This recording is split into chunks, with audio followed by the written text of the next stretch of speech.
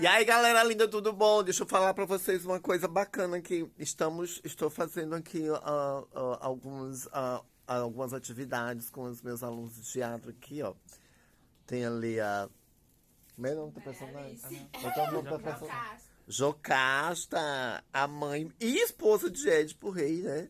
Tá ali, a gente fez todo um cenário aqui, ó. Tem todo um plano de fundo, chão.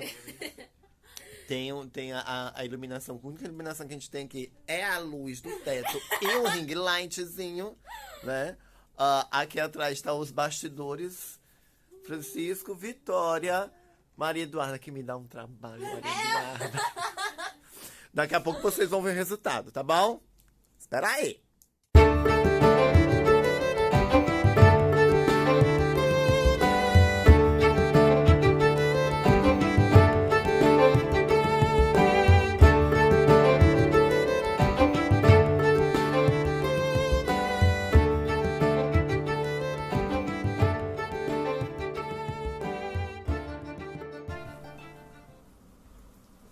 Eu ainda era muito jovem quando eu conheci Jason. Ele tinha ido ao reino do meu pai para conseguir o velo de ouro. Era uma das provas que ele tinha que fazer para conseguir o reino dele de volta. E eu me apaixonei logo de cara. Mas também, como não? Ele era alto, forte, bonito, heróico. Ele tinha aquilo do charme heróico da época. Então eu decidi dar uma ajudinha pra ele. Eu disse a ele que se eu desse essa ajuda, ele teria que se casar comigo no final. Ele conseguiu o velo de ouro, claro. Como não?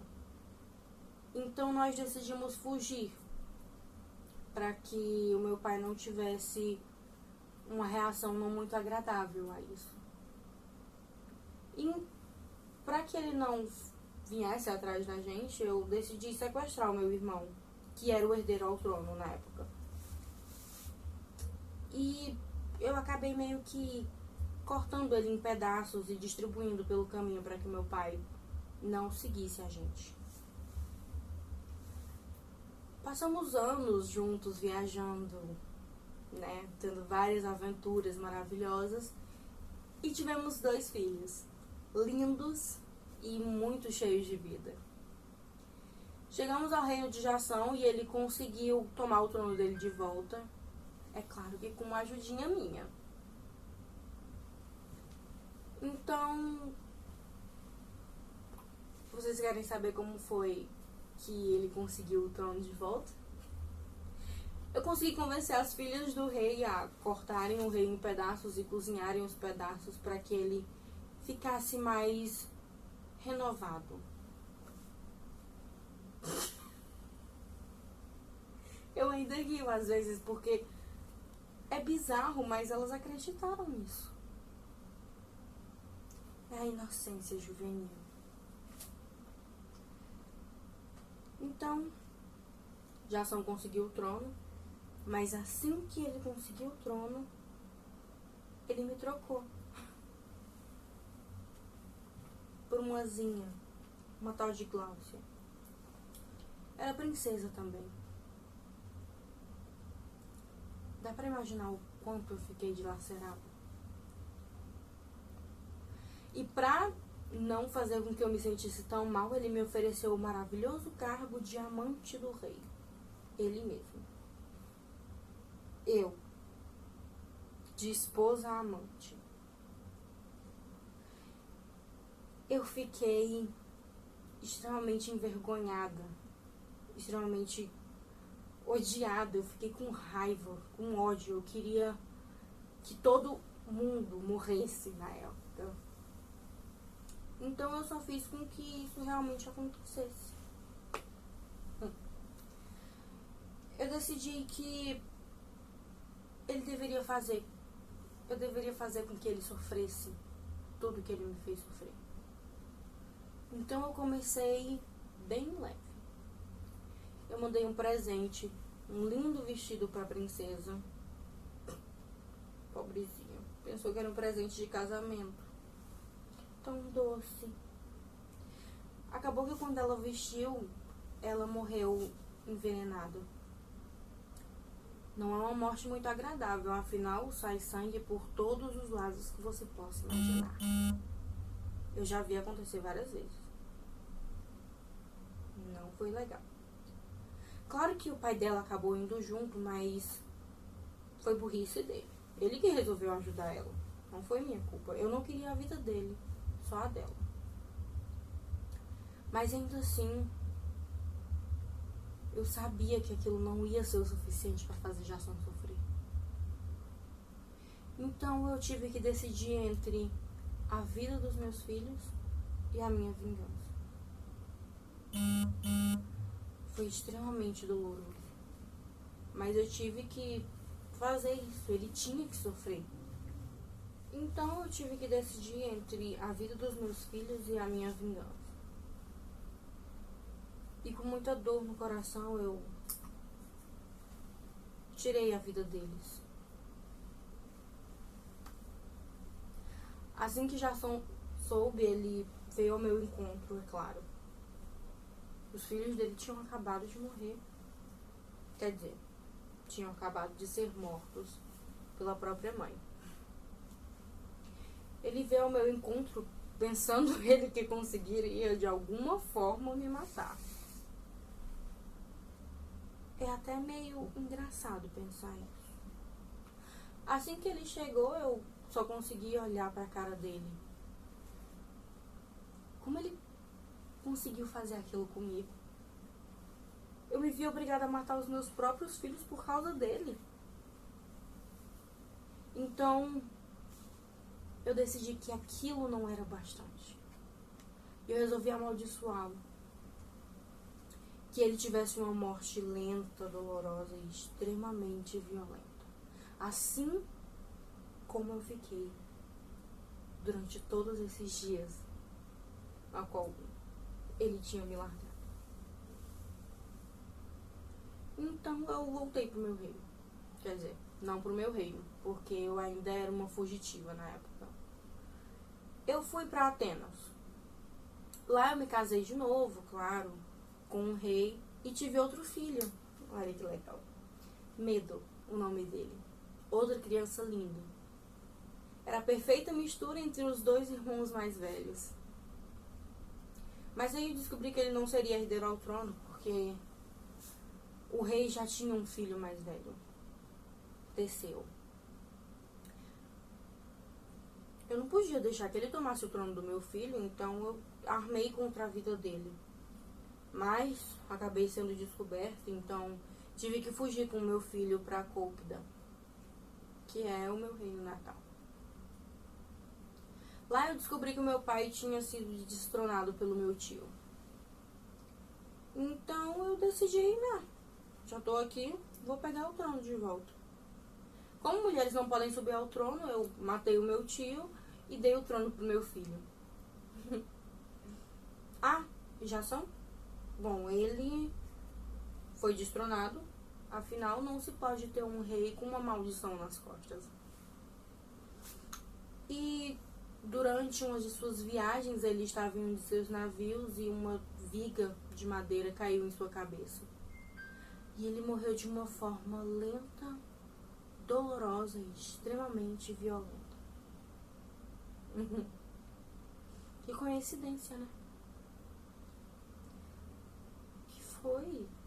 Não olhe pra mim assim. Afinal, tudo isso que eu fiz foi por amor a mim mesma.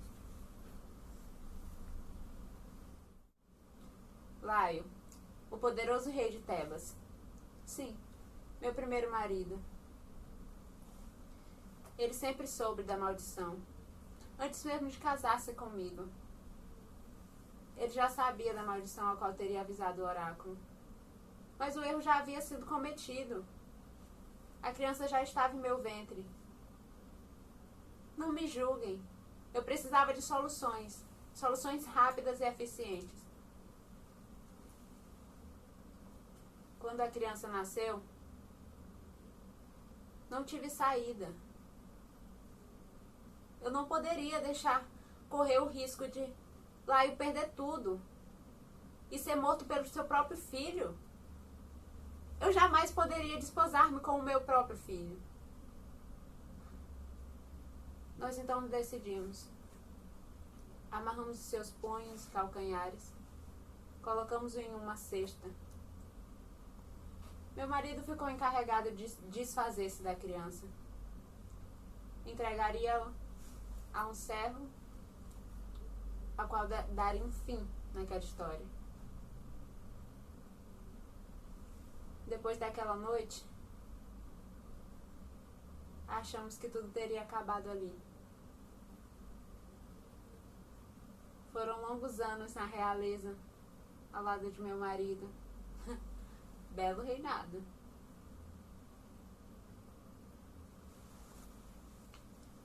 Passado alguns anos, meu marido saiu em guerra. Sempre que ele saía, confesso que ficava preocupada se voltaria ou não. Dessa vez ele não voltou. Foi assassinado e perdeu a batalha. Seu assassino Édipo tomou também o trono. Eu não me importei de casar-me com ele. Se fosse preciso isso para continuar na realeza, então que assim fosse feito. Confesso que já tinha me acostumado com a realeza. Tudo estava bem. A gente vivia feliz. O meu irmão não tinha nada que ter se intrometido em revirar histórias que já teriam ficado para trás. Meu irmão instigou Édipo. Instigou a investigar mais sobre a morte de Laio. Sobre o passado do reino, qual por mim poderia ter ficado enterrado. Mas não foi assim que o destino quis. Quanto mais perto ele chegava do passado, mais agoniada eu ficava. Eu não queria ter voltado na história daquela maldição. Nós estávamos no palácio quando tudo aconteceu. Um mensageiro avisou de um fazendeiro que teria ido visitar o palácio. Quem era esse fazendeiro? O mesmo que cuidou a vida inteira do meu filho. Aquele que eu achava que estava morto. Ele esclareceu tudo. Édipo era o meu filho. Maldito servo. Se tivesse feito direito o seu trabalho, as coisas não tinham terminado como terminaram e aquela profecia nunca se cumpriria. Mas não foi assim que aconteceu. Eu estava perplexa. Eu não posso continuar vivendo com tamanha vergonha. Entendam, é pesado demais. Pesado demais. Saber que pude casar-me com meu próprio filho, assassino do meu marido. Não posso viver com essa vergonha. Temo que tenha acabado aqui a minha história. Nós somos 4 irmãos. Eteocles, Polinice, Ismênia e Antígona. Depois da morte de nosso pai, Eteocles e Polinice passaram a lutar pelo trono. Eles chegaram em um acordo. Fariam um revezamento. A cada ano, um deles assumiria o poder. Eteocles foi o primeiro. Mas, quando chegou no fim de seu reinado, ele não quis ceder o seu lugar a nosso irmão, Polinice. E Polinice ficou muito revoltado. E foi para a cidade vizinha, que por sinal era inimiga de Tebas, nossa cidade. Lá ele conseguiu reunir um exército para lutar contra meu irmão, Eteocles, pelo trono. Só que esse conflito acabou acarretando na morte de meus 2 irmãos. E depois do ocorrido, meu tio Creonte se apoderou do trono e se tornou governante de Tebas. E logo ele tomou uma decisão ridícula. Ele enterraria nosso irmão Etéocles com todos os direitos, com todas as honrarias, com todos os rituais de passagens necessários. Enquanto deixaria Polinice no campo de batalha, à mercê para que os urubus o devorassem. Eu não consigo entender por que ele tomou essa decisão, já que ambos os nossos irmãos estavam lutando pelo poder. E um deles seria deixado lá daquele jeito. Ele não merecia uma coisa dessas. E, ainda por cima, quem desobedecesse suas ordens seria morto. Mas eu não me importei.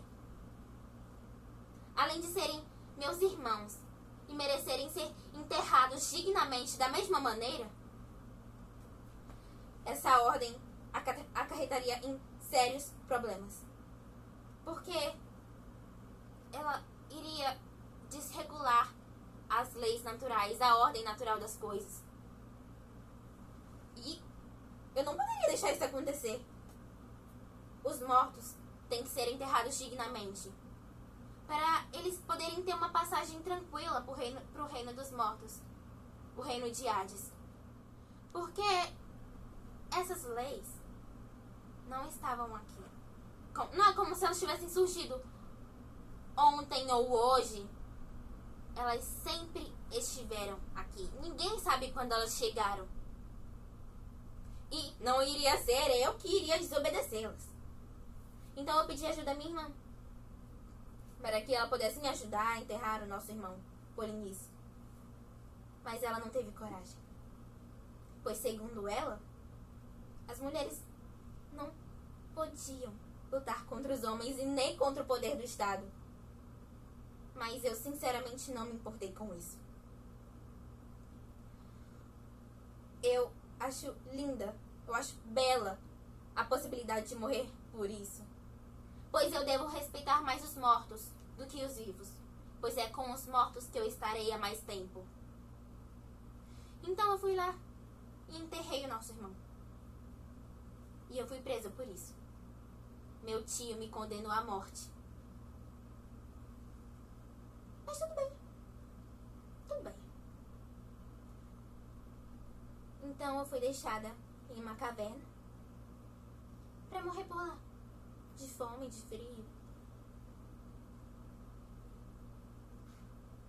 Mas o meu pretendente, do qual eu amava muito, e ele também me amava muito, tentou convencer Creonte, que por sinal era seu pai. Mas Creonte se manteve firme em sua decisão.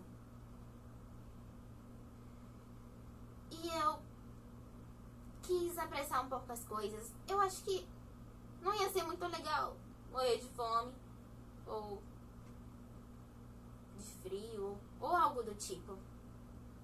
Então eu me enforquei. E quando ele ficou sabendo disso, meu futuro marido, ele também se matou. Pois ele preferiria estar comigo no mundo dos mortos a estar sozinho, sem mim no mundo dos vivos. E sua mãe, quando soube que ele tinha se matado, se matou também. Então, Creonte sofreu com a dor de perder seu filho e sua esposa sozinho.